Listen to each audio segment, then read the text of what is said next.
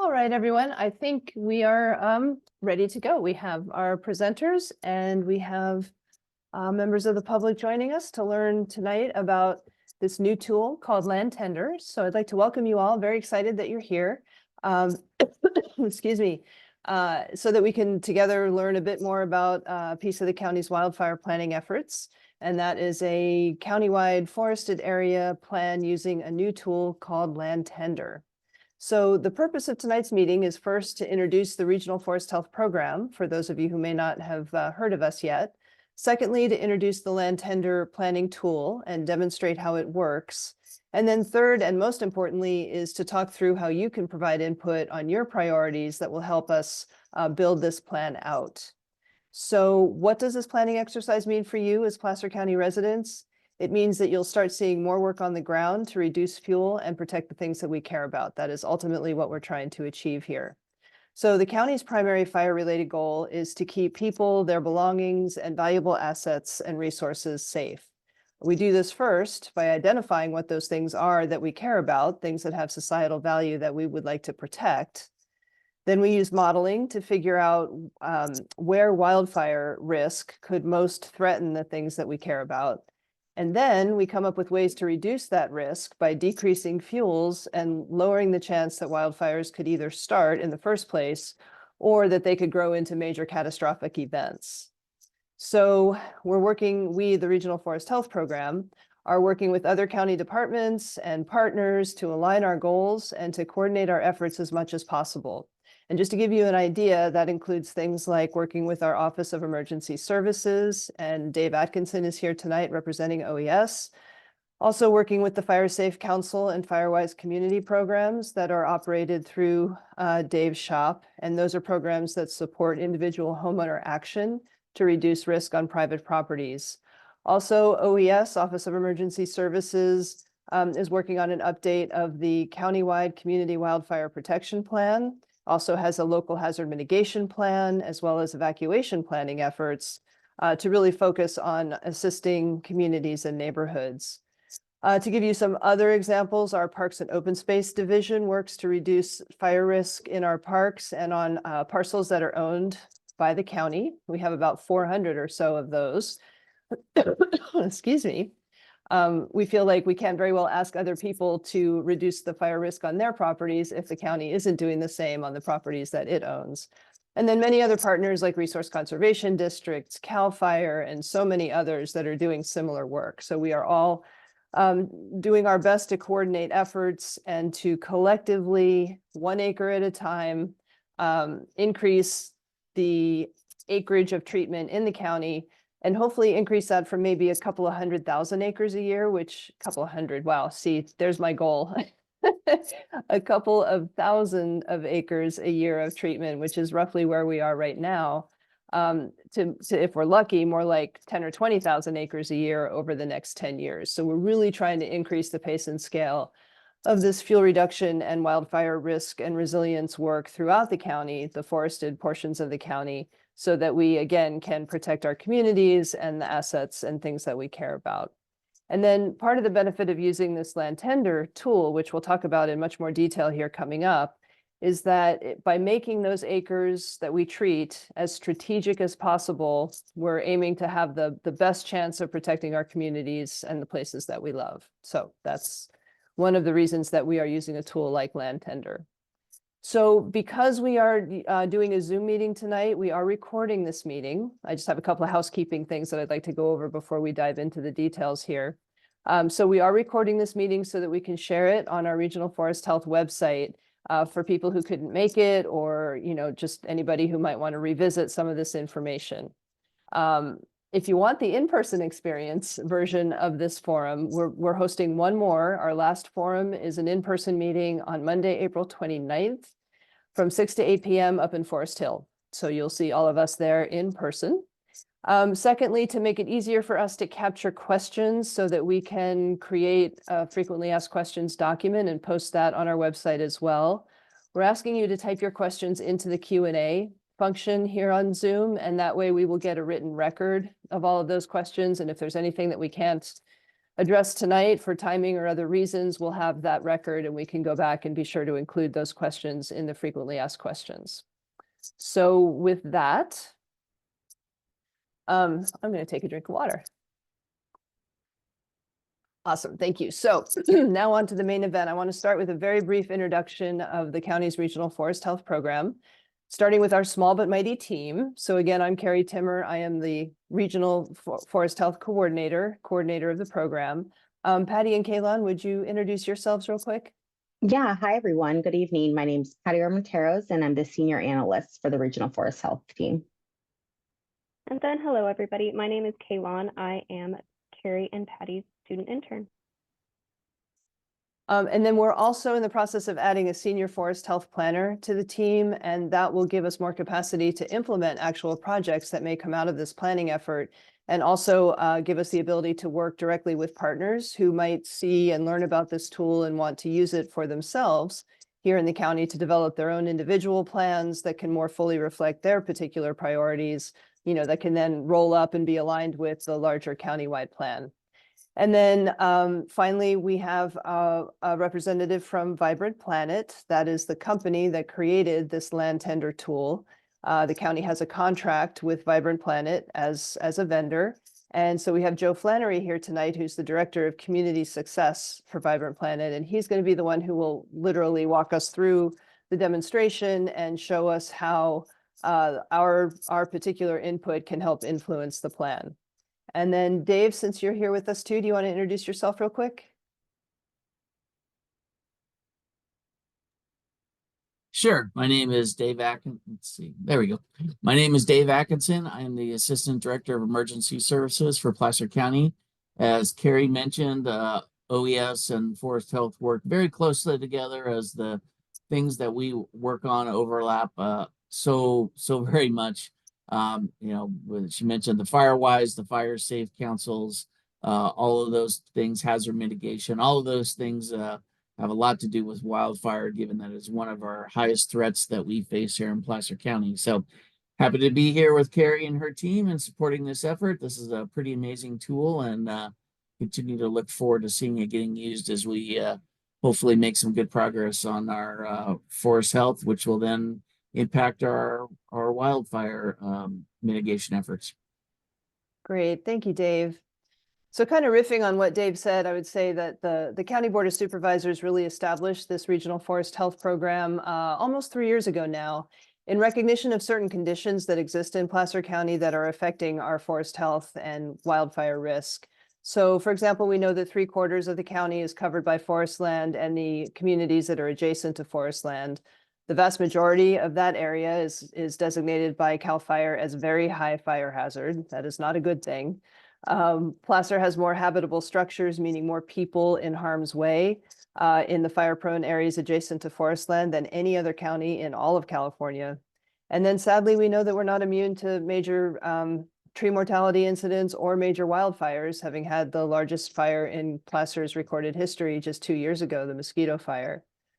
So out of concern around some of these unfortunate statistics, the Board of Supervisors created this program basically to increase the county's capacity to work on larger fuel reduction projects for this program, Regional Forest Health, primarily in the forested areas of the county, and mostly in partnership with state and federal agencies like CAL FIRE and the U.S. Forest Service. So most of our team's staff time is covered by the county general fund, but any actual project work is typically covered by grants. And we've been actively seeking grant funding for current projects and will continue to do so for projects that are identified through this planning process. In terms of our activities, the board has basically asked our team to evaluate all the fire-prone forest land in the county and to come up with some sort of action plan to reduce the wildfire risk and also to really focus on providing safe staging areas for firefighting should a fire break out. So again, that's kind of what prompted this use, this finding of the land tender tool and seeking the Board of Supervisors support and authorization to contract with the company to provide access to this tool. I can't reiterate enough the fact that we don't do this alone. This is such a group effort, as Dave alluded to. We work with other departments within the county, with local fire districts, OES, as we talked about, Parks and Open Space, our planning department. We also collaborate with partners outside of the county, such as CAL FIRE, the Resource Conservation Districts, both in the western and eastern parts of the county.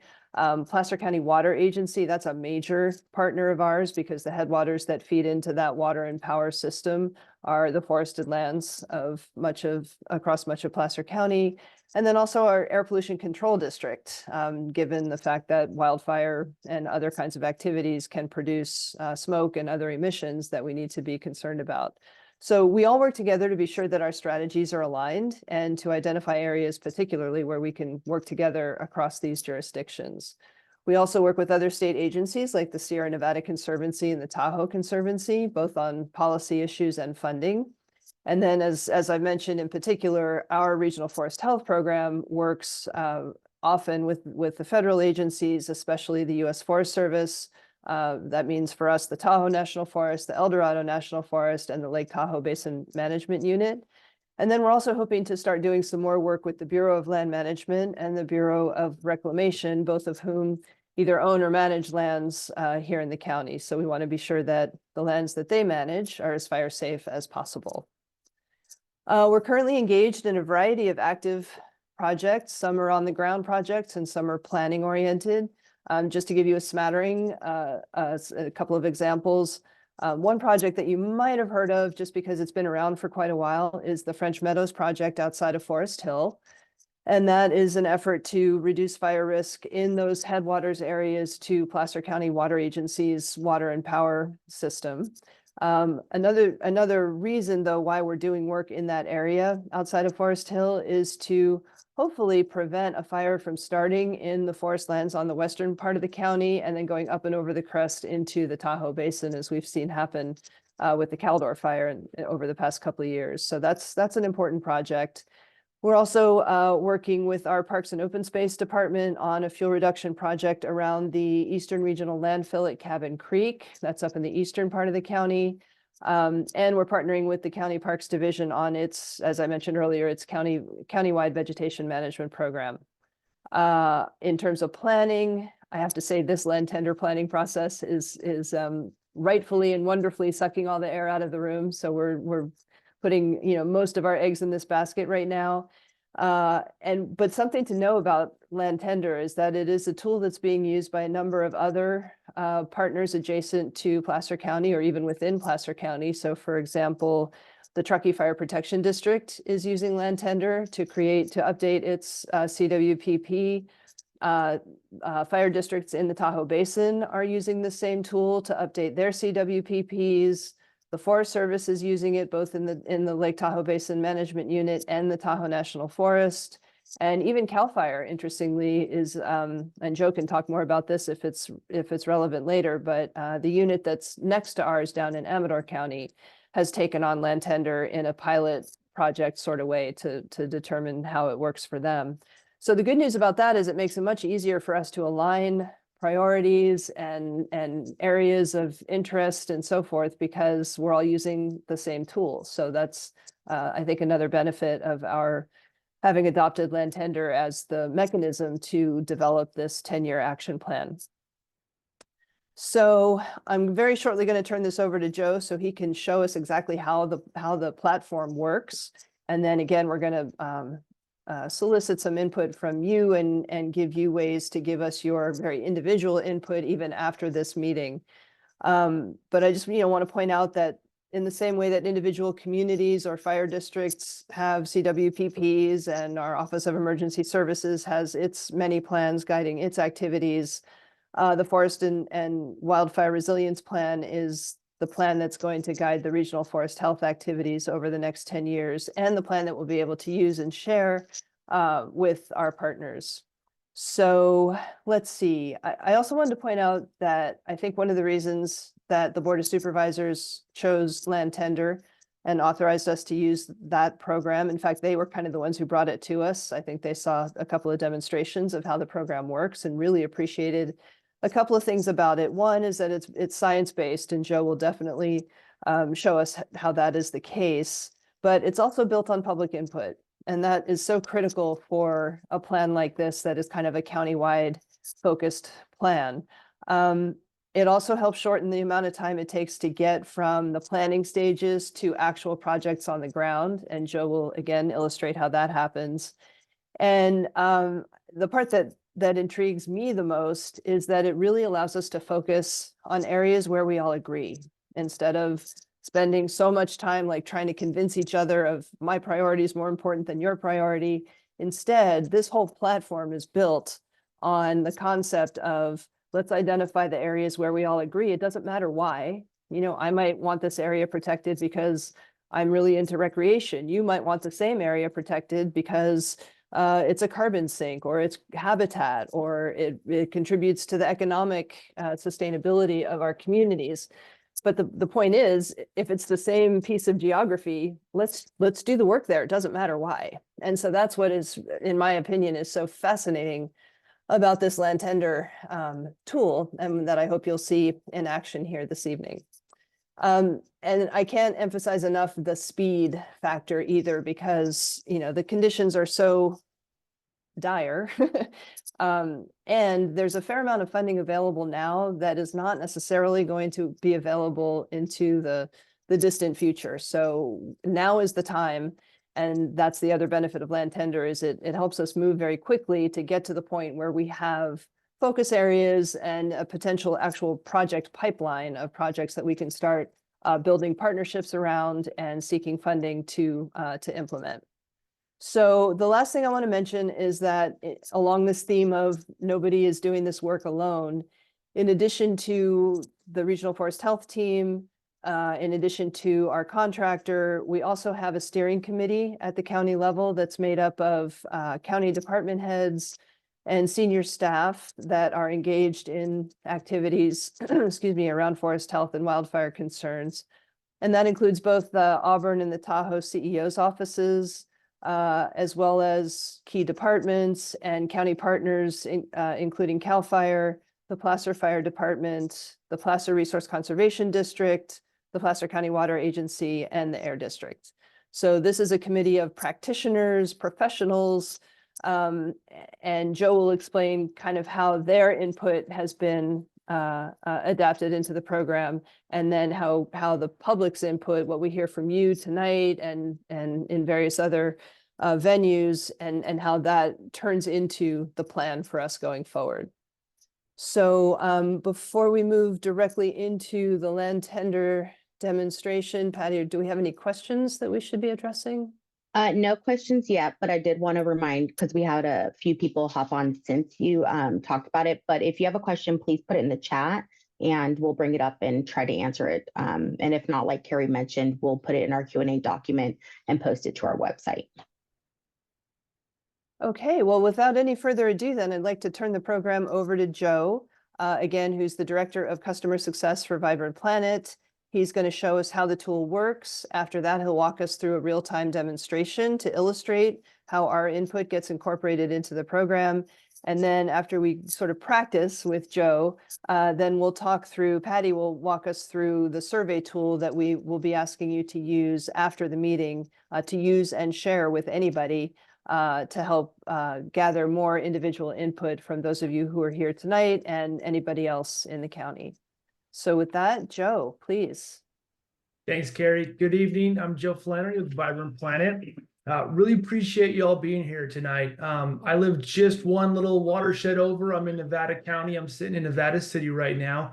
I've been with Vibrant Planet now about 2.5 years, and really have seen Vibrant Planet grow in use in the Central Sierra area. We were kind of born in this area. We're kind of based here in the Central Sierra, but it's now being used across like 5 states, over 30 million acres of assessments are occurring in land tender across multiple states in the West for wildfire risk mitigation planning and prioritization.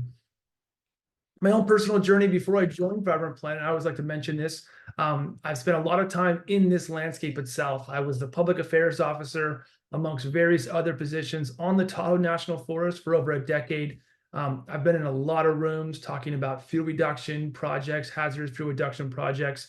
And it's really a thrill to see the amount of kind of feedback we're getting these last 4 or 5 years. I think a little bit of that had to do with the Caldor fire and the Dixie fire in 2020, but I'm always impressed at how much folks have educated themselves in these past couple of years, the amount of questions we're getting, the amount of feedback, and the amount of public participation we have in forums like this, folks signing up for their local fire safe councils, helping to pitch in and write grants in the evening times on the weekends. And it's pretty impressive what folks are doing in this area. And really, I see that all across the West. I went on to actually become the lead public information officer for wildfire for the United States Forest Service for all of California. And so I was in a pretty unique position a couple of years ago to really kind of step back and say, well, we have this incredible rate of disturbance from wildfire that's occurring across our landscapes, and in particular here on the west side and the east side of the Sierra Nevadas. We have the local expertise. We have folks, like I mentioned, here in this region and all over down the state who've really kind of made a life and a career of trying to increase that pace and scale of community protection and protecting natural resources. We have a lot of great science that has been developed and researched in this past decade or so. And now we have a ton of data. There's all these great data sets for us to use. And as we always say, we're kind of a data-rich country, but maybe a little bit of a data analysis-poor country. So my own personal glance at is how can I help and how can we help increase that pace and scale of community protection, of natural resource protection that Carrie mentioned. And I saw the missing piece was technology. How can technology help supplement that local expertise, that scientific framework and research and all this great data sets? And so I was one of the folks that helped develop Land Tender here at Vibrant Planet, that platform. And so we're harnessing some of the best kind of Silicon Valley tech gurus that are out there, the same folks that developed all the platforms we use on a daily basis. But they were listening to folks like me and folks like Carrie and all these intake sessions that we did. And so it really is designed by and for community wildfire protection, increasing the pace and scale across large landscapes. And it is that missing piece. And I hope it's going to make the roadmap here of opportunity for projects in Placer County so we can kind of match the pace and scale of disturbance with the pace and scale of community protection and forest resilience projects. So I'm going to jump now into a presentation. We're going to go over just a couple quick slides to kind of ground us in what we're trying to accomplish in the platform and across our communities and across our landscapes. Then we'll actually jump into the platform. We're going to build a scenario live. And as we build that scenario, we're going to be kind of arming ourselves with how we want to respond to that survey so your voices can be amplified through the platform to affect project prioritization on the ground here in Placer County. I'm going to be turning my screen off while I do so. Quite a bit of bandwidth coming through with Zoom and everything. So I'm going to have my screen off while I present. And, I like to treat these moments, and I've done this quite a bit in the Forest Service, led public meetings. So please, Patty and Carrie, if there's a comment that's pertinent at the moment, feel free to interrupt me. Let's definitely treat this as a conversation as we move along here. So first, just to kind of ground us, like before we actually get into the platform and kind of show you how we build a scenario live in real time, kind of want to ground us. And I mentioned this local expertise, this science, this data. What have we been doing? How have we already been using that, especially here in this region? Like Carrie said, there's been so much great work. And those of us who live here, you might not know it, but this kind of area really has set the standard when it comes to those early moments of increasing the pace and scale of resilience. The work done with PCWA has gone all the way back to Washington, D.C. as an example for what a utility organization can do to protect wildlands surrounding communities. Some of the local watersheds around here in the Lake Tahoe Basin, the Cross the Tahoe National Forest, it kind of is ground zero for the new and the up and coming. Everything from the Forest Resilience Bond, wildfires.org, Vibrant Planet. It's no mistake that a lot of these new organizations that are really leveraging pace and scale were born here in the Central Sierra. So to ground that, what have we all been kind of doing? What are these basic steps that we all almost inherently do these days? Let's just kind of review those real quick. The basic steps of landscape resilience and community protection planning. So the first thing we do is we have to assess the current landscape conditions and start to identify landscape features that have societal value. Now, Land Tender, the program I'm going to show you, it's a risk-based framework. It's based on the established risk-based frameworks for wildfire prevention. And this is the exact first steps we do when we engage in any risk-based framework. We want to assess those landscape conditions. Here we got a picture of North Tahoe and Placer County. I see all kinds of landscape conditions. I see changes in elevation. I see vegetation structure. I see drainages and different ways that, and different aspects and slope that are different sun exposures that make the vegetation grow differently, and they can respond to wildfire differently, etc. Landscape conditions. I also see a lot of landscape features that have societal value, right? I see roads. See some utility infrastructure. I see recreation infrastructure. I see homes where people may live or structures where we work. Now, beyond our communities and up in our wildlands, I see also a lot of landscape features that also have societal value, right? Drainages, providing our drinking water. Maybe a bowl up here we like to ski and hike, sensitive habitat for our biodiversity hotspots. Our landscape, especially here in Placer County, is completely covered and ripe with landscape features that have societal value. And now the reason that we're all probably attending the meeting today is there's a risk to those values. So risk are those areas where a hazard could negatively impact those landscape features of value. And of course, here I'm talking about all this vegetation, this beautiful vegetation in the Sierra Nevada. If it catches on fire, well, we know that it can impact all the built environment, all the landscape features that we've constructed that have societal value. And then while it burns, it's also probably negatively impacting those landscape features that surround us, our drinking water sources, our habitat areas, and our opportunities for recreation and solitude. And one of the reasons that we all choose to live in a beautiful place like Placer County. So assess the landscape conditions, identify those features, and then determine the risk to those features. Now, what's the next step? And why do we apply for funding? Well, we're trying to prioritize and decide on risk mitigation that has the highest chance of success and the least impact to those landscape features. The classic example would be that we could come out here and clear cut and remove every single tree I see in this photo and reduce our wildfire risk to zero. But who wants to live there with our hiking trails degraded, our drinking water being degraded with erosion and whatnot? So it's pretty obvious, and it's kind of inherent in what we do. We don't even think about it anymore after 10 years of wildfire prevention. But at all times, we're trying to prioritize the risk mitigation treatments that reduces the wildfire risk the most with the least amount of impact to those landscape features themselves. And of course, the big question is, we've been able to accomplish this in 5,000 acres and 10,000 acres here and there. How do we do that at scale? How can we prioritize that across the entirety of the Placer County landscape? And then after we prioritize which treatments are the best across the entirety of the Placer County landscape, the most difficult and final step is how do we sequence them? How do we sequence the most appropriate locations to reduce risk based on our current resources? And by current resources, I mean time and I mean dollars of funding to reduce that risk. And the neat thing about Placer County and the Forest Health Program and Carrie's team, unlike a lot of other counties and communities I talk to across the West, they have a actually focused team to increase the resources. So how can we develop a sequence, a roadmap of projects into the future that we can start pulling off with our current resources and also go and try and find additional resources? How do we set ourselves up in sequencing to do so by accomplishing these first 3 steps first? Now, I'm going to be showing a little bit more about land tenure and some slides here and in the platform itself, but I'm going to kind of call back to these basic steps because it's rooted in what we all do in landscape resilience and community protection planning. But by leveraging technology that I mentioned earlier, land tenure can simply help us do it a little quicker, a little more efficiently, a little more transparently, and then at scale across the entirety of massive landscapes like Placer County. So first, this is actually slides from our neighbors to the north. This is the Truckee Fire Protection District, like Carrie mentioned. Placer County's on the southern end. And I'm using kind of slides from their landscape because, hey, they're already through the land tenure process. They've used land tenure to develop community wildfire protection planning. And I want to demonstrate this before we get into our version of land tender here on Placer County.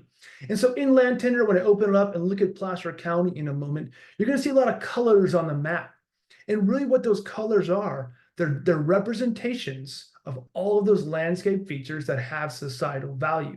In addition, land tender is packed full of all of the landscape conditions themselves, the vegetation structure, the how thick the vegetation is, how thin it is, the basal areas, and all these metrics that those concerned in fuel reduction measures use to quantify their projects.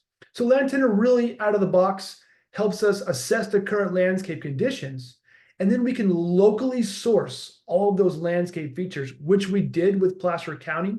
So we're bringing in actual custom data that represents the actual landscape features that you all care about here in the county. And you'll see a lot of dots on the map in a moment. And remember, these aren't just dots. These aren't just arbitrary points on a map. These are actually homes that people live in, and their whole lives revolve around those homes. Or it's habitat areas where we have either a legal obligation or a moral obligation to protect these communities and these plant species and recreational sites and everything else from the risk of wildfire and other forms of degradation. So while it may feel a little abstract in the tool is nothing more than a reflection of reality on the ground. And that on the ground reality has been locally sourced with Carrie and her team and a whole host of partners to bring that information into land tender to make projects to best meet your guys' needs. So the next step then, of course, is determining the risk. And here we're looking at Truckee Fire's version of a wildfire hazard. There's some awesome wildfire hazard models, scientific models, and they've been improving every single year.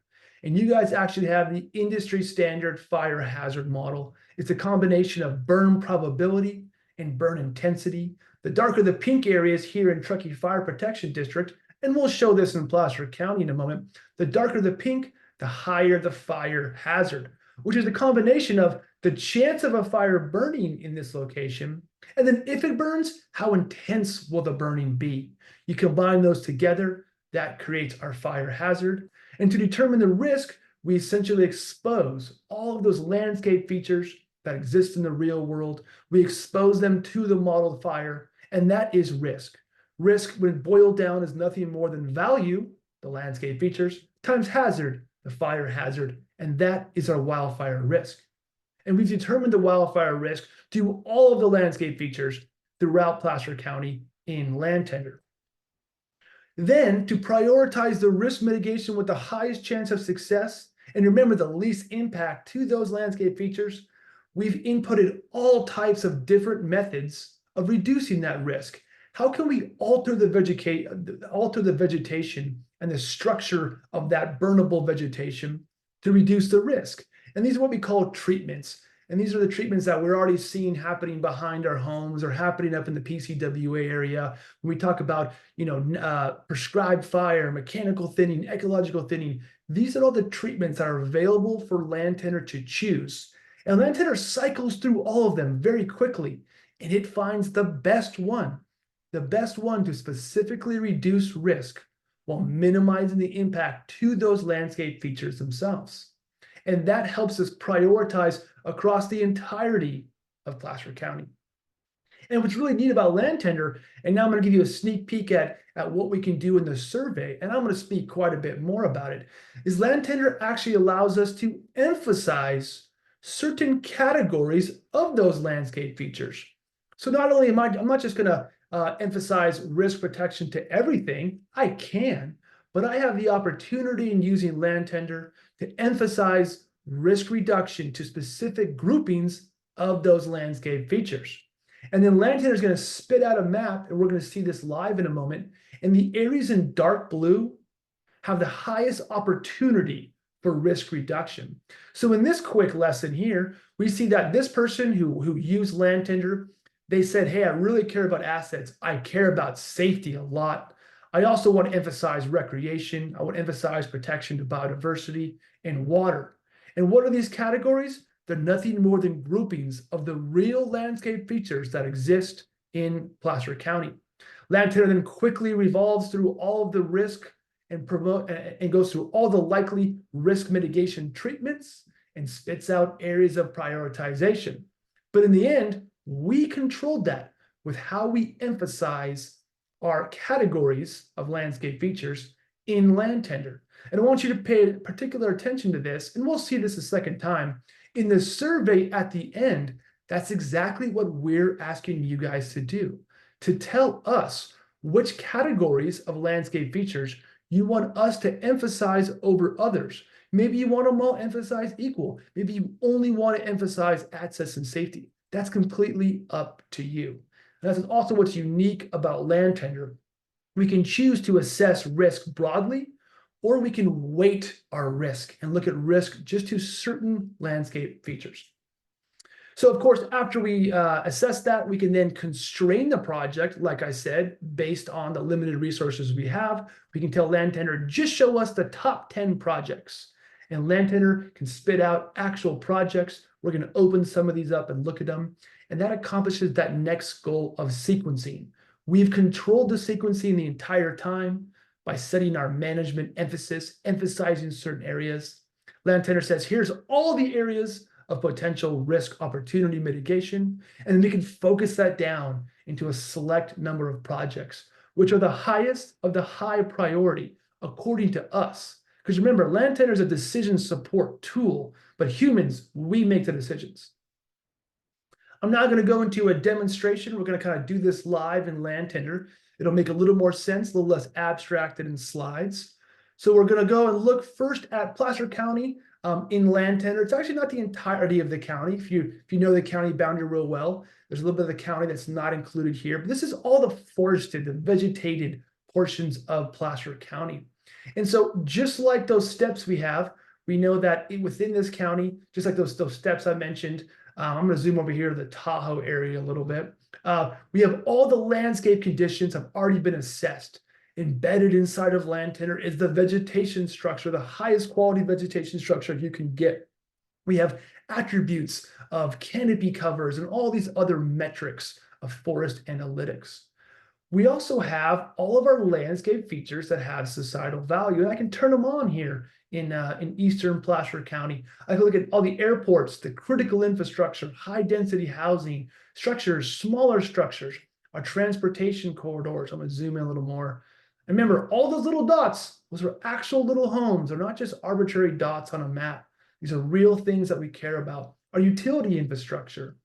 I can turn on hazardous material storage sites, our wildland urban interface areas, safety zones like critical evacuation routes, some of our recreation areas like our ski areas, recreation facilities, infrastructure like trails, all of our biodiversity hotspots, all of our animal habitat zones, and our sensitive plant species. I can turn on our managed timberlands, mines, the Forest Service's plantations, growing the next generation of trees that we can build homes with, etc. We actually provide an above ground carbon biomass layer. Woo, pretty loud, super high quality layer. I'm going to turn it off.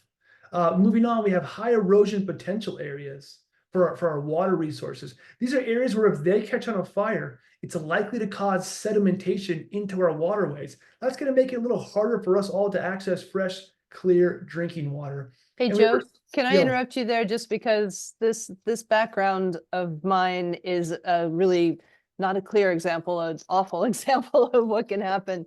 So this chocolate milk that you see at the bottom, that is the Middle Fork American River coming into the confluence outside of Auburn, the confluence with the very clear, pristine North Fork above it, that turquoise color. And this chocolate milk was a result of sedimentation the season after the King Fire in 2014 that really blew up in one of the other Placer County Water Agency watersheds. And so this is what happened. That's 10 years ago, over 10 years ago that fire took place. And, you know, they're still spending, the water agency are still spending tens of millions of dollars a year trying to deal with this ongoing sediment problem because the fire was so severe on such steep slopes. So this is what we're trying to avoid for sure. Exactly. And so we just have so many landscape features that have societal value here in Placer County. And we're looking at, eastern Placer County, but I can go throughout the county and see that that's just duplicated everywhere, that pattern. And so as we go back up, we've kind of accomplished our first step, right? We've identified all the landscape conditions. We've identified all those landscape features that have societal value. And of course, we also have the fire hazard layer. And when I kind of overlay the fire hazard over all of our SARAs, we get kind of a visual representation of risk. Now, how we actually calculate the risk is a little more complex than that. This is a visual representation. Here we have our hazard, and we have our values, and that's risk. And of course, we also know that there are ways that we can mitigate that risk through our vegetation treatments. And like I mentioned, Lantana has all of those possible vegetation treatment opportunities also embedded in it based on real world operability rule sets, proximity to roads, what is the actual vegetation, steepness of slopes, can we get equipment in there, can we not, etc. And so Lantana actually has all those already mapped across the landscape, all those opportunities. And if you look closely as I click through these, you'll probably notice that certain areas have a bunch of different opportunities available to us. And Lantana is going to help us pick the best one to accomplish that third step. And that is picking the mitigation treatment with the highest level of success and the lowest amount of impact to those landscape features. We even have herbivory in here. We can bring in goats if we want. There's areas of manual thinning opportunities, quite a bit in this landscape. Mechanical rearrangement, mechanical removal, areas for prescribed fire. And I can go on and on. But the point here is that we've kind of already started to accomplish the first two steps in Lantana, and we're going to glance at how we can accomplish those third ones, identifying those areas and the priorities, I should say, of risk mitigation. And to do so, we're going to create a planning area, and we're going to accomplish those final two steps right now. And first, I want to also mention that we've looked at the entirety of Placer County, and Placer County has actually been divided right now into 3 different zones. And I can actually flash them real quick. We have the foothill zone on the western portion of Placer County. We have the summit zone, and we have the Tahoe zone. And we'll be playing a little bit more in the Tahoe zone today, but why did we make the decision to kind of break the county up into 3 zones? Well, first of all, I think it makes for a little more refined planning. We can kind of zoom in on these areas. But also, Placer County is very, very diverse. From the elevations in the Mediterranean climate down here in the lower foothills, up through the Sierra Crest, and then into the east side. I mean, literally, part of the county drains to the Great Basin. We're in the Great Basin over here, and this part of the county is in the Pacific watershed. So the elevation changes, the vegetation changes are pretty drastic across Placer County. And when we looked at, well, how can we start dividing the county up into more efficient methods of planning, we looked at the National Weather Service's fire weather zones. And lo and behold, the fire weather zones we thought overlaid perfectly with the changes we see in topography and elevation and vegetation type. And it's no mistake, right? We realized that the fire weather is going to be drastically different in these 3 zones. What an opportunity to actually start breaking the county down a little bit to get more refined plans. And so that's kind of the decision that's been made. And we're going to look and now make a plan in this Tahoe zone over here. So now we're looking at the Tahoe zone, and you see some blue on the screen. So we've kind of made a decision already to refine this by breaking the county down into 3 zones. And then inside of these zones, we also know that we might want to emphasize the protection of certain landscape features that have societal value. Remember, I can turn them all on. I don't need them on, though, while I actually go through this exercise. We've made the decision to ask you all and to ask ourselves to emphasize the protection of certain landscape features in 2 areas in all 3 of these zones. And those 2 areas are inside the wildland-urban interface. The wildland-urban interface. This is actually the CAL FIRE's wildland-urban interface map. And the wildland-urban interface, of course, is the intersection from more wildland to our more urban environments and the edges of those where we live and work. And up here is the forest and the wildland-urban interface.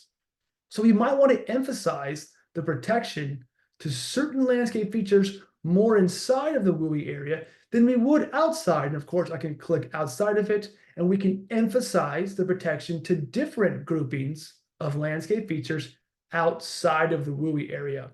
And that's exactly what we're going to be asking you in the survey. We're going to be asking you in the survey, how do you recommend to us that we emphasize the protection of certain landscape features in the WUI area, and then we want to ask you the same question outside of the WUI area. And I'm going to dive deeper into that right now. And so remind me, Carrie, are we able to do a call and repeat, or should I just kind of build a planning area right here? You can, if people are willing to participate, they can drop numbers in the Q&A.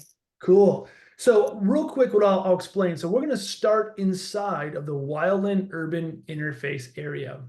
And if you remember, when I was turning on, if you saw it, when I was turning on all these landscape features that have societal value, you can see they're grouped into categories like assets, safety, recreation, biodiversity, and so on. And over here on the left-hand side, we see those same groupings of landscape features that have societal value. So now land tenure doesn't make the decision, people do. And so I can tell land tenure to emphasize the protection of certain groupings of landscape features within the WUI area and then outside. Let's start inside of the WUI area. I'll start to create some, and then we'll ask for some input. So inside of the WUI area, I actually live inside of a WUI area. I think a lot of us do. So what would I want to emphasize inside of that WUI area? Well, first of all, my life and my family's life is paramount. I want to emphasize human life inside of the WUI area. And that means I'm emphasizing actual landscape features like critical evacuation routes, wild and urban interface defense zones where firefighters can actually make a stand to protect my home if it's burning and I'm inside of it, critical communication infrastructure, community transmission zone, the rate at which a fire can affect multiple structures at once. I want to protect those maybe first and foremost inside of our WUI area. And of course, I live in a house. I might want to protect my house. Now, I might not want to protect my house as much as the life of my wife and daughter. So I might say, yes, please protect my house, but maybe one level less than protecting my life. And that might be all I want to emphasize inside of a WUI area. I could emphasize recreation. I could emphasize biodiversity. And you can see some blue on the map is starting to appear. What those blue areas are is land tenures quickly cycled through all of the potential landscape features we have. I'm actually going to turn off recreation and biodiversity. And you see the blue actually change. Land tenure quickly cycled through all the areas across the entirety of the zone here that have landscape features that I told it to protect. It then exposed all of them to the modeled wildfire hazard. It figured out where the greatest risk is to all of those assets inside the WUI. It then applied and went through all the available treatment types. And where there was a treatment that had the highest chance of success, it colored it blue for us. And a color coordinate dark blue, the darker blue, the highest chance of success we have. And thus, it's one of the highest priorities that we should treat. Maybe pretty easy in the WUI area. And maybe for the sake of this exercise, we're just going to emphasize inside of our WUI areas, the protection of assets and safety. And safety a little more than assets. And now I'm going to go outside of the WUI areas, outside of the core areas where we kind of live and work. And we're going to plan in the remainder of this zone. So we're now telling land tenure to emphasize protections to certain groupings of landscape features everywhere else outside of the WUI areas. So now I'm going to call upon the group. Any suggestions? We have a lot of opportunities here. We can tell land tenure to protect assets and safety again. We can tell it to protect recreation, biodiversity, carbon, water, a whole host of things. Now, I can't see your faces when I'm presenting slides here, but anybody have an idea? And the idea, of course, is that we can do a 1 through 5 scale, 5 being the most protection and the most emphasis I want to place, 0 being nothing, and everything in between 1 through 5. So outside of our WUI areas, do we still care about assets? Any ideas there? And I can't see the chat, unfortunately. I don't know if anybody's placing any ideas in chat. We have a water at a 5. Oh, I like it. Water at a 5. Um, Whoa, look at that. Land tenure just said, oh, okay, you care about water? Land tenure just exposed all of our water resources to all the wildfires. It's cycled through all the treatments where we have the best opportunity to mitigate that risk. and it colored certain areas dark blue. Whoa, that was fast. That was cool. And look at that. That was at scale over tens of thousands of acres. Any other suggestions? Drinking water. I really care about drinking water myself. Kathy, did you have a rating for infrastructure that you wanted to maybe enter? 3. A 3, okay. Yeah. So now infrastructure is actually divided over 2 categories, and I'll explain. Now, infrastructure assets, right? That's our main. But technically, under recreation, we have a little infrastructure too. We have recreation infrastructure, right? We have picnic tables and ski areas, and there's a little bit of that infrastructure label is also present in recreation. Now, myself, one of the reasons I choose to live in this area of the foothills is I have access to all kinds of cool recreation opportunities. It's actually the source of a lot of our local economy. So maybe let's say we also care about recreation and we saw land tender. I'm gonna do that again. Watch closely. This is how sensitive these buttons are. I said, hey, I care about recreation. I want to emphasize the protection of recreation a little bit, not as much as homes and not as much as water. And you saw land tender recommend more areas where we have the highest chance to reduce risk. How about safety? Do we care about safety outside of our WUI areas as well? I do. Let's try safety too. We're going to see a lot of changes. Whoa, look at that. Land tender said, okay, you also care about safety. There's a lot of opportunity to reduce the risk of safety outside of our WUI areas as well. And I made it equal to assets. Anything else? Are we good here? We can keep going. And let's just demonstrate that. See how sensitive that is? If I say I care about safety a little bit more, you can see land tender reprioritize quickly the other priorities. I'm going to bump it back down. So the point is, you can see how sensitive these buttons are. And this is why we want to take our time on the survey and make sure we can put some thought into it, because it's truly going to reflect the opportunities across Placer County, where we apply for grants, etc. Anything else? How about carbon, biodiversity? And if not, we'll just go from there. Okay, so now we have inside the WUI, we have outside the WUI. Let's just leave it here for now. And outside the WUI, we want to emphasize again, assets, and that's highways, structures, bridges, utility infrastructure, safety, protecting lives, a little bit of recreation, and water to a 5. We actually have, as a society, man, fresh drinking water in this neck of the woods is pretty cheap, right? It's pretty cheap. And to avoid more chocolate milk, like in Carrie's photo, let's try and keep it that way. All right, so I come down here, and now if I were to go and treat all these areas in dark blue, if I were to try and treat, by treat, of course, I mean mitigate the risk with a treatment, all the areas in dark blue across this zone, we could be treating these areas for years and years and years and might not have that sort of money or time or effort or workforce. What if we want to refine this down? And now we're getting to that 4th step that I mentioned. How do we start to sequence across the entirety of a landscape? Sequencing is very difficult for us. Let's go through a sequencing exercise right now.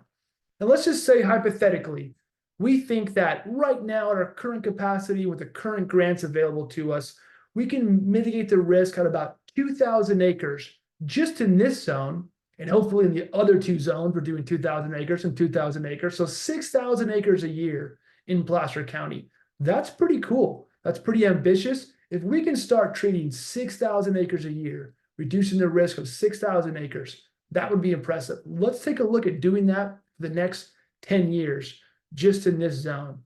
And now I'm going to click Create Scenario. And now land tenders, using those constraints, it's going to take a moment here. It's cycling through all those areas in dark blue, and it's going to build 10 projects at 2,000 acres based on our objectives, meaning how we emphasize the protections to certain groupings of landscape features that have societal value. This is going to take one moment. I'm going to take a drink of water. Hey, Joe, while you're doing that, we did get another question in the Q&A, but I suggest that we get through this scenario exercise first, and then we'll circle back on that question, okay? Excellent. Thanks. Excellent. And Dave Atkinson, if you're listening, this might be one that you would want to weigh in on as well. relative to home hardening. Excuse me, thanks. All right, the internet mice are running a little slow today. There we go. So land tender just said, okay, if you're telling me that you want to emphasize the protection in that arrangement that we just did, and then you want to see that spread over 10 years at 2,000 acres, these are the 10 projects that land tender recommends. They're actually ordered numerically 1 through 10. And one thing that I think is really, really neat, as I scroll down here, this is actually pretty powerful. This is one of the reasons why I love land tender so much. Now, we're only covering 19% of the Tahoe zone in treatments, risk mitigation treatments and projects, if you will, over 10 years. 20% of the landscape, that's still a pretty healthy chunk. That's a lot of work to be done. And yet we're getting 50% of the available risk for us to mitigate. We're accomplishing 50% of that with only 20% of coverage. And so, as we know, sometimes we hold our agencies or the county or ourselves to simply how many acres did you treat? We have to increase the amount of acres. And I'm here to tell you we do. We have to increase the pace and scale, but we have to increase the pace and scale strategically. We have to increase the pace and scale on priority. And I see here a reflection of that in spades, right? We're getting 50% of our available risk reduction to the things that we emphasize, of course, by only covering 20% of the landscape and treatments. Pretty cool. I can also jump over here and I'll start going a little quicker here so we can have extra time for questions. I can zoom in on one of these projects, project in orange here, project number 3. I can actually open this project up.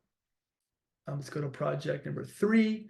I can actually see on this project, other landowners mean this is a project that's 100% not occurring on National Forest System land on small acres. I can see the actual treatments that are going to occur to mitigate that risk. I can see how much it's going to cost.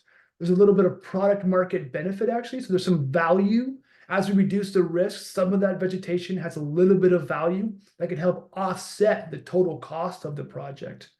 And I can actually look at this across all of the projects. Let's look at a 10-year projection. And so over 10 years, who's going to be involved in 10 years worth of risk mitigation in this zone? I see the state is going to be involved. I see large private landowners like SPI are going to be involved. I see a lot of private property is going to be involved. I see a little bit of State Fish and Wildlife and a lot of U.S. Forest Service. This is no surprising, right? This is no surprise, right? This is why we created land tender. We know that fire knows no boundaries. This is a true multi-jurisdictional approach. It's going to take a community of agencies and individuals working together to reduce the risk in the Tahoe zone. And when we run this exercise on the other zones, it's the exact same picture. Everywhere we go, we can no longer point to one individual, one agency and say, we have to mitigate risk on the land you manage. We all have to work together. So I'm going to close that. I'm going to show you the last neat thing. So we've just created an individual project. And let's say that you go home and we all create, let's just hypothetically say we all fill out our surveys. And in the surveys, we give a 1 through 5 emphasis in the WUI area for all different categories. And we do outside of the WUI area, because that's what the survey is going to ask you to do.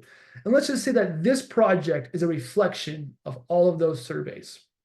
So Carrie mentioned that there's a steering committee with the county. They've gone through a similar exercise themselves, and they actually used similar limitations, 2,000 acres, 10 years, to get a snapshot of what the projects may be in this area.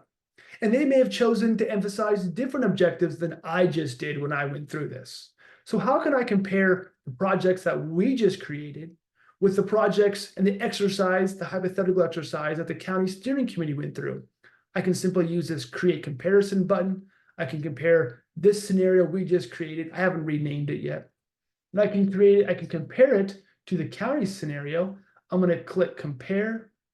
And what's pretty neat, first of all, I want to show you is that this chart right here, I won't get into all these charts, but this chart is pretty neat, that it tracks the influence to the risk opportunity for every single category of landscape feature, including the ones that we didn't actually emphasize. For example, in my project in green right here, this kind of pale green. Remember, I didn't emphasize biodiversity whatsoever. And yet I get to see the effects of my project to biodiversity. So even by emphasizing other packages or groupings of landscape features, I still actually accomplished getting 17% of the risk reduced to our biodiversity resources. Pretty neat. Land Tender tracks the co-benefits. But even more important is I scroll down and I can see the areas of non-consensus in the light green between those two scenarios, the scenario we just built and the county steering committee scenario. I can even turn off non-consensus and I can look at just the areas in green. The areas in dark green are where our two completely different scenarios with different weighted objectives, right? How we emphasize what we want to, the risk mitigations. It's overlapped the two, and it's found that we have a lot of areas in common. In fact, we have 14,000 acres in common. And when we built Land Tender, we had a hypothesis that all these folks in these multi-jurisdictional groups, they argue over what should go first. They actually have more in common than they think.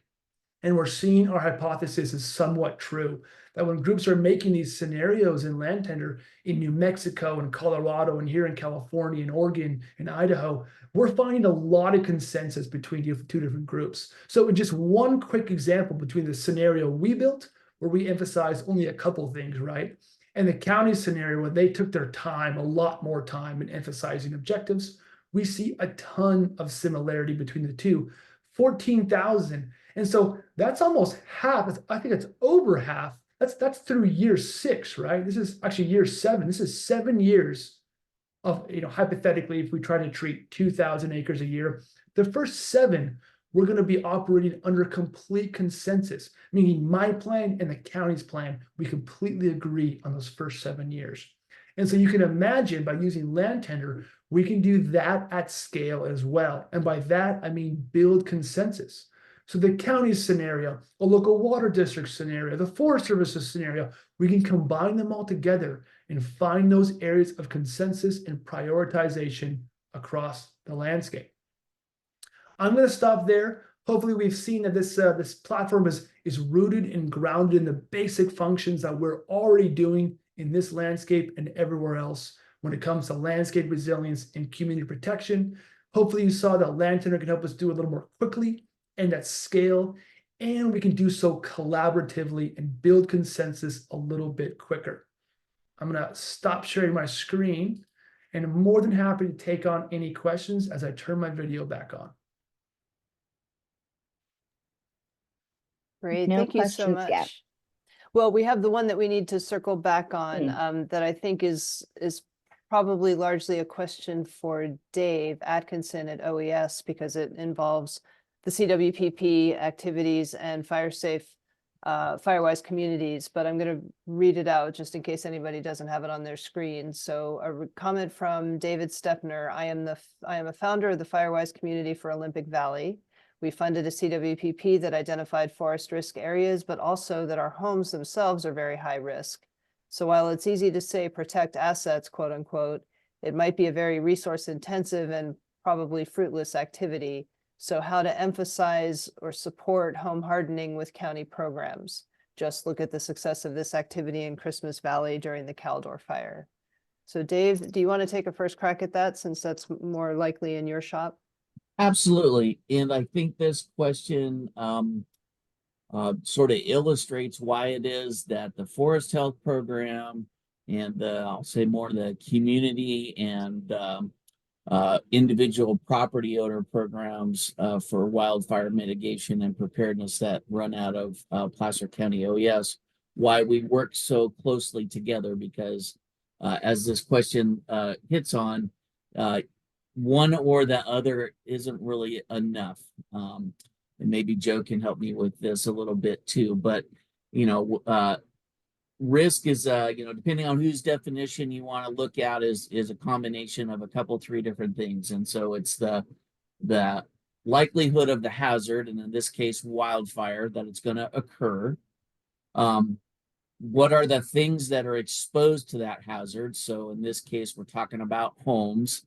And then how vulnerable is your home to that hazard? And that's really where I think you're getting to with the home hardening piece of this is, So we can make wildfire not be a risk. As Joe mentioned in the beginning part, we can mow down all the trees and there won't be a wildfire risk anymore, or won't be, the hazard will go away. But of course, no one wants to live here. That's why we all live here, as Joe mentioned, because we enjoy that beauty, and that's not a healthy forest to just take out all the trees. So that's not the best option. So that's kind of the first piece of that risk equation. And then the vulnerability. And again, there are differing opinions on, to what extent that civilization and the built environment should be,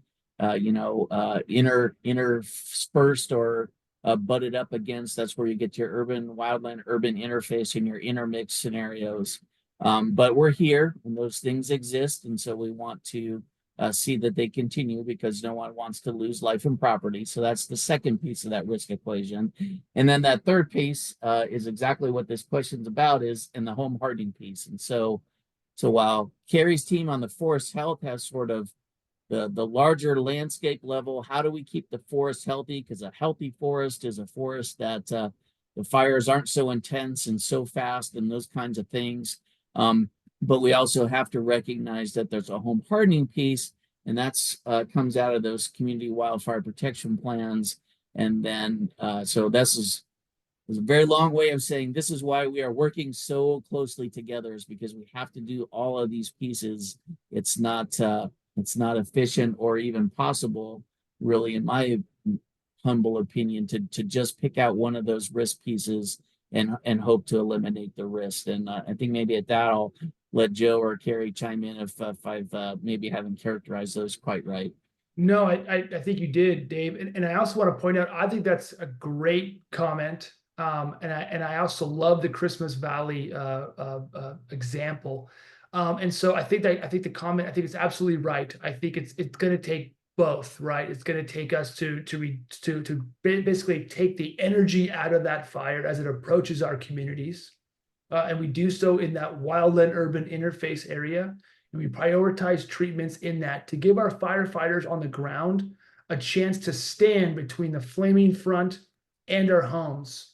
And then behind them, your home should also have that structure ignitability addressed, which we know we do in CWPP. So you're absolutely right. It's a two-prong approach. And so I think land tenure can accomplish half of that. We don't use land tenure to predict or project what our home hardening techniques are going to be.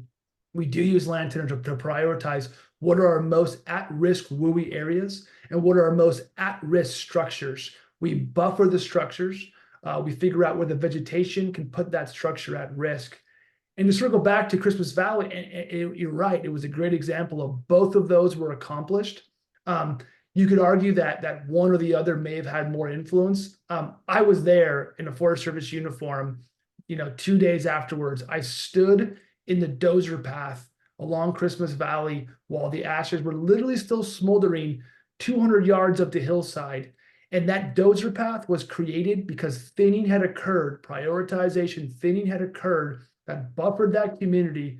So as the wildfire was backburning into Christmas Valley and coming down the crest, it hit those areas. The flames, I talked to firefighters on the ground, the flames went from 20 feet down to 4 feet. And at a 4-foot flame length, you can operate. They built dozer lines, they made a stand. And then they couldn't make a stand everywhere at once in the chaos of an incident, and the home hardening picked up the rest. So it was the both of them. It was this idea that we had prioritized WUI treatments surrounding Christmas Valley that gave our firefighters a chance to save those homes. And the home hardening themselves didn't allow the structures and their yards to become the fuel source as well. So it was the combination of both. And I can't stress this enough. I stood there, we made a video about it, and we sent that video to Congress. And that was, I like to say, part of a team. That was one of the reasons why we got a lot of infrastructure bill money. That happened at the exact moment the infrastructure bill is being debated in Congress. And so Christmas Valley is the ideal scenario that we want to duplicate everywhere around Placer County. We do want both. Land tenure can really help us plan those WUI treatments to get the firefighters in during an incident. And David, as it relates to your follow-up comment, in many cases, the funding sources for both kinds of work, the community-focused, neighborhood-focused home hardening activities and fuel breaks, and the forest health and sort of wildland aspects of fire mitigation. In many cases, those funding sources want to see individual projects put into the context of a larger plan. And so that's another reason that we're putting this plan together. You know, I can't speak for other county departments, but I think once we have this plan and we are able to work with individual fire safe councils and FireWise communities like your own, to better understand how your priorities align with and fit into and augment the larger planning effort, then that gives all of us, your volunteer group and our county departments, a lot more information and justification for making funding requests for the activities that you're talking about. So, I can't speak to a county program per se, although that's something that may develop out of this for sure. But I think by going through this exercise with Land Tender, we will provide that justification that will help make applications coming from Placer County entities, whether it's the county itself or partners like you, make those applications more competitive for funding to do the kinds of activities that you're talking about. Carrie, I see there's a couple of follow-up questions. I was going to go ahead and address those if that's okay. Yeah. please. So is it not possible for the county to support home hardening, something like a matching program for homeowners? And the answer is probably. It is something that we have been talking about internally. So for those that may not know, the county ran a pilot program for a defensible space, what I call a micro grant program for folks that meet certain criteria, usually having to do with either income or physical restrictions on their ability to maintain their defensible space. The county was provide a very, a minor a bit of funding up to $5,000 to help them meet the county's hazardous vegetation ordinance requirements and thereby, meet the basic requirements for defensible space. We have been talking about doing something similar for home hardening. The city of Colfax actually put in a grant proposal with the Federal Emergency Management Agency. That proposal is still making its way through. We're sort of waiting to see how that's going to play out at the federal level. Getting grants at the federal level for something like this is difficult. Not to get into the gory details of grant funding, but it has a lot to do with return on investment and things like that and how it's calculated. So we're hopeful, but waiting on that. So something we've considered. Again, I think, the survey that we're asking everyone to do as kind of a homework assignment, if you will, that same survey not only is going to feed this regional forest health work, but also that same work is going to lay the foundation for a countywide community wildfire protection plan that we hope to kick off as part of our local hazard mitigation plan efforts. And things like just like that home hardening program, I think are going to very much be part of that. And that's something that we've been talking to many of our partners in this workspace about, how do we take that next step? A little bit of this too is, waiting on CAL FIRE. I think they're getting very close to finishing up the zone 0 to 5 foot, no combustible zone regulations. I think those are due out here any minute, but a lot of work is sort of coming together to get us to that. So great comment, something we're definitely thinking about.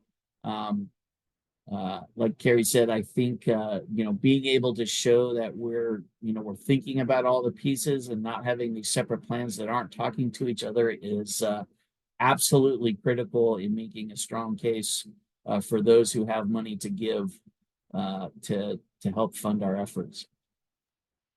And David, I appreciate your comment about the priorities aligning well with the Five Creeks project. We actually used a preliminary run of Land Tender when we were working on the grant application to CAL FIRE for the county-owned properties that surround the Eastern Regional Landfill. And then surrounding that is Forest Service land, which is part of that Five Creeks project. So we used an early run of our own Land Tender deployment, as well as then overlaying with what Truckee Fire Protection District had done with its run of Land Tender. And that area surrounding Cabin Creek was a super high priority, and that I hope will help us secure that funding to do the work on the county land that will augment what the Forest Service is already doing in that piece of its larger Five Creeks project. Let's see, there's another question from Kathy Baxter. Will land tender be used throughout the entire county? You wanna So tag team this one? yeah, I'll just start by saying that the initial deployment that we're working under right now, the outline that Joe showed you that isn't quite the entire county, that is the singular deployment that is focused on the forested areas of the county, and that was a very clear mandate from our Board of Supervisors that they wanted an initial plan covering that part of the county. So that's why we started there. And then Dave and Joe, I'll let you take it from there. Sure. So I think I mentioned in the response to the previous question that we have a plan to put together a countywide community wildfire protection plan. And so there have been different CWPPs over the years. It's been a bit of a patchwork. Most of them cover fire safe councils or specific planning areas, like I think David's question was talking about Olympic Valley, things like that. So trying to put on the hat of, how do we start doing a better job aligning all of these plans and programs and things so that they're, speaking to each other and complementing each other and not either duplicating each other or missing things. We thought it was important to get something countywide put together and have a hope to use land tender for that. Now, and this is where Joe can help me. While land tender really, I think, was born out of a focus of forest health. Really, at the underlying level, it's a hazard risk model, right? And you've got hazard. You have different features that make that hazard either more or less, and then you have things that you care about that are going to be impacted by that hazard. And if you can quantify those things in some combinations, then you can do this exact same effort on all different kinds of things. And so we have had some conversations about how do we extend this through the rest of the county, especially down in the areas that I'll call the valley, that maybe aren't necessarily classified as forest in their traditional sense, but they're still, there still are hazards, and those hazards still have the potential to impact assets or things of interest. SARAs in this case is the term I believe we're using when we're talking about land tender. And so we can carry the same methodology, honestly, through the entire county. We just need to put on our thinking caps a little bit and talk about how do we quantify some of those things that maybe traditional forest health data sets don't necessarily exist for the lower elevations in the county. And I'll stop there, and Joe can help me kind of the technical pieces that I didn't get right. Yeah, no, I mean, Dave's totally right. We started on kind of forested landscapes. The good news is we have two massive projects we're working on right now, deployments of land tender. One is 8 million acres in Southern California, of which a tiny fraction would be considered mixed conifer forest. And then, of course, just to the south of us, Carrie alluded to this, CAL FIRE's AEU units, so Amador and El Dorado, and all of Sacramento County are being deployed with land tender for that unit as a pilot with CAL FIRE. And so when it comes to, our chaparral, we have unique shrub type here in California, chaparral. Between chaparral, our flashy fuels, and some of those mixed conifers in the higher elevation, we're absolutely going to cut our teeth on those ecotypes. And so I think we're going to have a pretty good head start on that if and when Placer County wants to expand to those lower elevations. So Kathy, I think to sort of finish up the conversation, the plan is, and OES put in for 2 different grants, kind of take a couple of different bites of this apple for a countywide CWPP, did sort of budget some money to extend the land tender deployment for the rest of the county. It was a little bit of cart before the horse, but we figured that by the time this all came together, we would hope the technology and the data would be right to be able to make that extension. So we're crossing our fingers here, hoping that at least one of those grants comes through with us. As no surprise to anyone who sort of follows this space that the the grant climate is going to start to tighten up here, and so we're hopeful, but we'll wait and see. Excellent. I want to show one thing real quick, just to kind of geek out for a sec. This is, I referenced this earlier. I'm not going to play the sound or anything, but I'm standing in the treatment area. This is Christmas Valley. You can see some black on the trees, literally 200 yards up the hillside where the treatment ends. I'm looking upslope. It's completely black, like complete tree mortality. And as you see here, I'm kind of indicating that. And then I'm talking about the flame links went down. And then over here, this is that dozer path that the firefighters created. If you see those backyards, they're untouched, absolutely untouched. And so the idea here is that forest treatments right up to our neighborhoods makes a huge difference. And it was like that for several miles along Christmas Valley. And so that was prioritized work. Those trees were still standing. Some of them ended up dying right where I was standing. Above it, charred earth, right there, mixed fire intensity that gave the firefighters a chance. So if you want to unlock that opportunity in your survey, you would emphasize safety. Safety is where the landscape feature of WUI is contained. And so if you want to prioritize WUI areas, that's under safety. And just want to give a quick visual to that conversation we're having, because I thought it was a great comment, the comparison to Christmas Valley. That's great. Thank you, Joe. Patty, I'm not seeing any further questions. Are you? I do not know. Okay, so before we wrap up and talk a bit about the survey, just a last chance for anyone to throw in any additional questions or comments that you want to get captured in the Q&A. And I think while you might be thinking about that, feel free to continue thinking about that and dropping anything in that you wish. Patty and Kaylon are going to share with us the link to the survey and talk a bit about how exactly you can access that and what we're asking you to do when you leave us this evening. Yes, so the survey will be available through mid-May, and at which point we will then gather all of the survey responses that we've collected during the timeframe since we completed the first community forum, and that will then become the public scenario. We will overlay that public scenario with the internal steering committee one that Carrie and Joe briefly touched on. So those two combined will ultimately become the 10-year action plan that we will then present to the Board of Supervisors in late June. We will also post the survey results once we have everything finalized to our Regional Forest Health website. And I believe it's the links on this slide that Kaylon's presenting.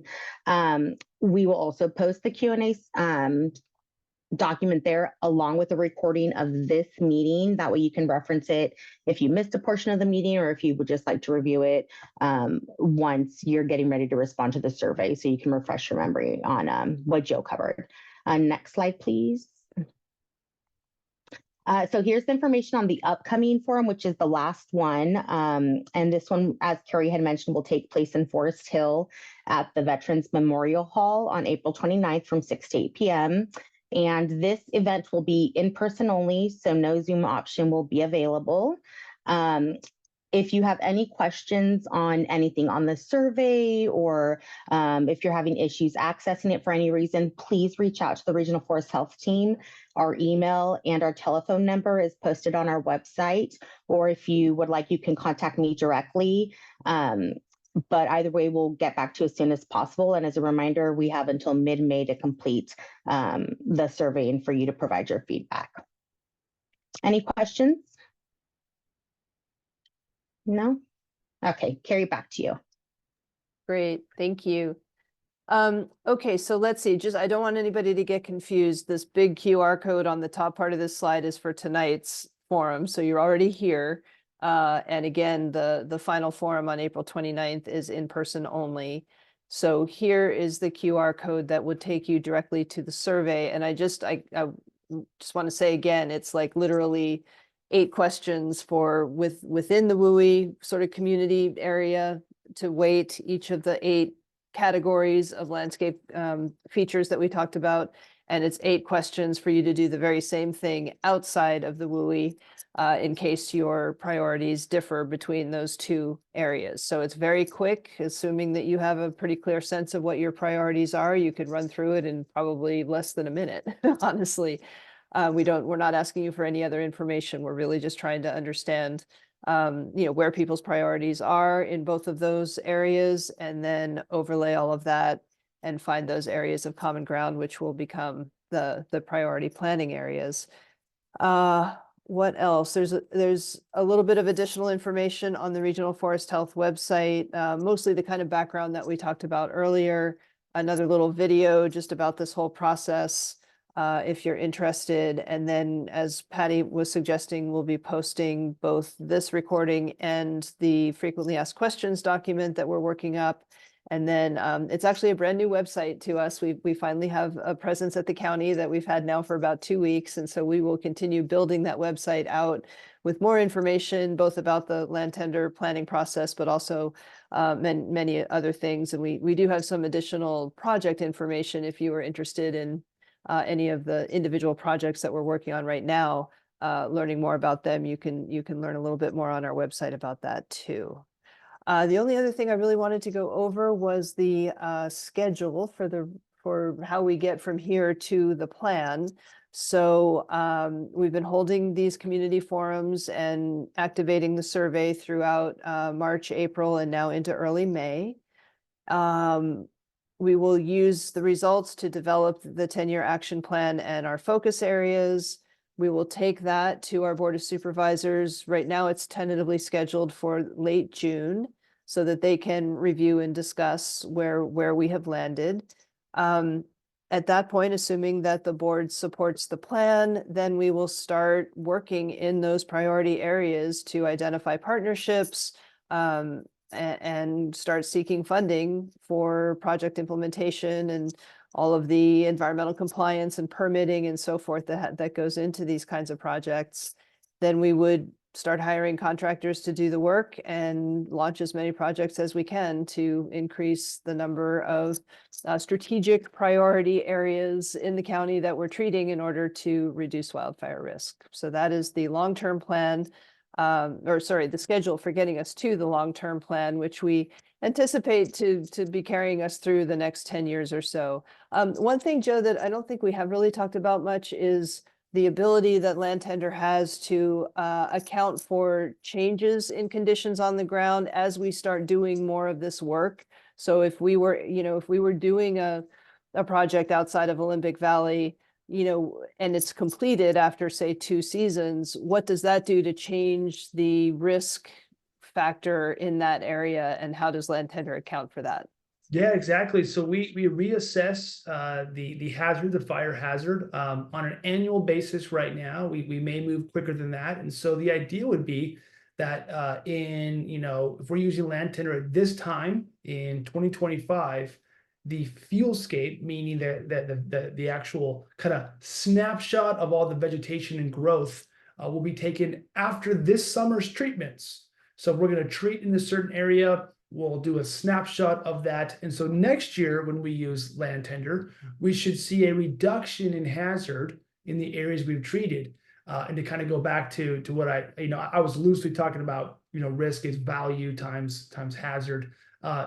Dave's right. Value is actually like vulnerability. And to break that down a little bit more. But of course, the value's not changing, right? Our landscape features are stagnant. So what can we control? That hazard. And so we're going to get an update on the hazard as we create more and more treatments across the landscape. Perfect. Thank you for that explanation. Okay, I don't want to keep anybody longer than necessary. I want to thank you all again for spending a portion of your night with us and taking the time to learn more about this process and this project and this tool. If anybody has any last-minute questions, we'll stay on for another minute or so, but otherwise, I think we've shared what we can share. We certainly hope that you will log on and take the survey, because garbage in, garbage out. We need your information. We need to know what your priorities are, so that this plan will reflect that. So we strongly hope that you will engage with the survey. Please please feel free to share it around, share the links or talk to people about it. Share with your groups, your Firewise community groups and others. People don't have to have seen the webinar in order to take the survey. The link is right on our Regional Forest Health webpage with a little bit of instruction. Hopefully enough to get people to understand what they're doing when they assign numbers 1 through 5 to those 8 objectives. The more information we get, the better the plan will be. So we really hope that you can help us out with this, and hopefully it will get you the best results and the most protection that you're looking for in the places where you live and the things that you care about. So with that, we'll stay on for like 1 more minute, just in case anybody has a final quick question. Otherwise, wish you all a great evening. Stay safe, and hopefully we'll talk again in the future when we have this plan ready to share out. Thank you.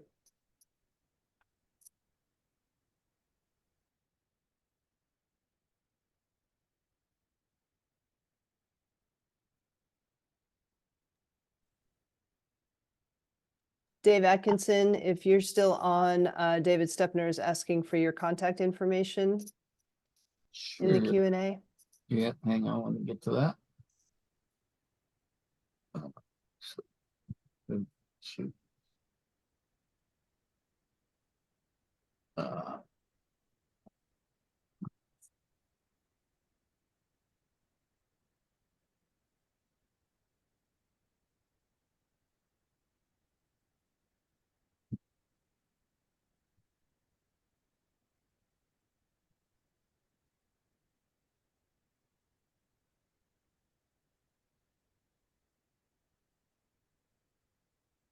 I think I did that right. Patty can tell me if I messed up, but I think I got an answer out correctly. Yes. David, are you able to see his response? So it says, can I get Dave Atkinson's contact info? I was able to type an answer. I didn't see a response. I'm not sure if he can view it. Oh, okay. He said yes, and now he's Oh, asking okay. where Dave's office is. Mhm.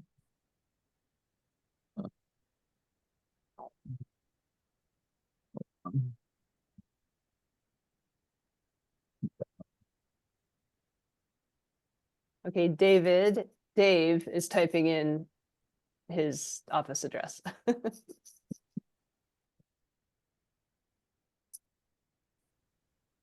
Yeah, so I work in the Placer County Government Center.